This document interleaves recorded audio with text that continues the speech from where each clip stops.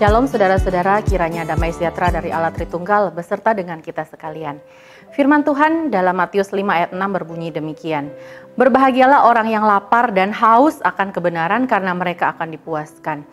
Ayat tersebut merupakan salah satu dari 8 ucapan bahagia yang diucapkan Yesus dalam khotbah di bukit, berbicara tentang suatu keinginan yang kuat dari jiwa seseorang. Saudara, setiap kita pasti memiliki rasa lapar dan haus yang secara jasmani harus dipenuhi. Hal itu adalah salah satu kebutuhan dasar yang diperlukan untuk bisa bertahan dan menjalani hidup tidak bisa tergantikan. Dalam hal rohani, Yesus pun memakai kedua kebutuhan vital manusia itu untuk menggambarkan betapa butuhnya manusia akan kebenaran bagi kehidupan rohani. Kebenaran bukanlah sebuah pilihan atau kebutuhan sekunder yang hanya dibutuhkan sewaktu-waktu jika perlu.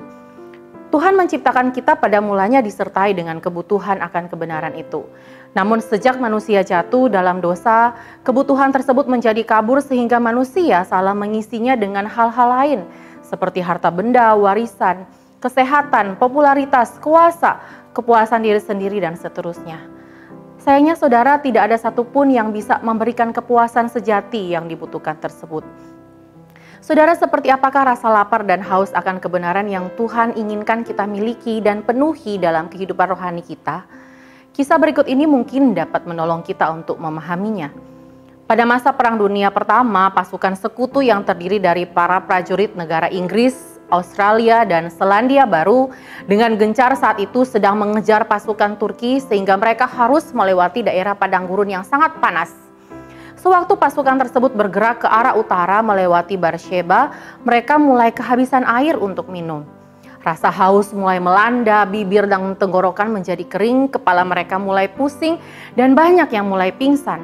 Mereka segera sadar bahwa mereka harus menggali sebuah sumur sebelum malam hari tiba, jika tidak mereka semua akan mati. Setelah sumur digali dan mereka menemukan air, kesempatan pertama untuk minum diberikan kepada mereka yang terluka dalam pertempuran. 4 jam lamanya barulah semua orang bisa mendapatkan kesempatan untuk minum. Dalam rentang waktu itu tidak ada seorang pun yang berdiri jauh dari sumur tersebut karena mereka sangat menantikan giliran untuk bisa minum. Saudara, melalui pengalaman tersebut, seorang panglima menuliskan sebuah laporan demikian. Saya percaya bahwa kami semua menimba pelajaran pertama dari Alkitab pada saat itu. Apabila rasa haus yang seperti itu juga terjadi dalam hubungan kita dengan Allah, yaitu rasa haus akan kebenaran dan kehendaknya di dalam setiap aspek hidup kita, maka betapa berlimpahnya buah-buah kebenaran yang akan kita hasilkan bagi Allah. Saudara-saudara, rasa lapar dan haus yang seperti itulah yang Yesus inginkan dari kita. Sebuah keinginan atau hasrat yang bila tidak dipenuhi, maka pilihannya hanya hidup atau mati. Bila kita memenuhi rasa lapar dan haus itu dengan kebenaran Tuhan bukan yang lain, maka hasilnya adalah kita akan dipuaskan. Dalam bahasa Yunani, kata kortaso yang digunakan untuk terjemahan dipuaskan tersebut selalu dipakai dalam pengertian memberi makan kepada kawanan domba atau ternak sehingga mereka menjadi kenyang dan tidak memerlukan apapun lagi. Mereka diperbolehkan untuk makan sampai mereka benar-benar puas.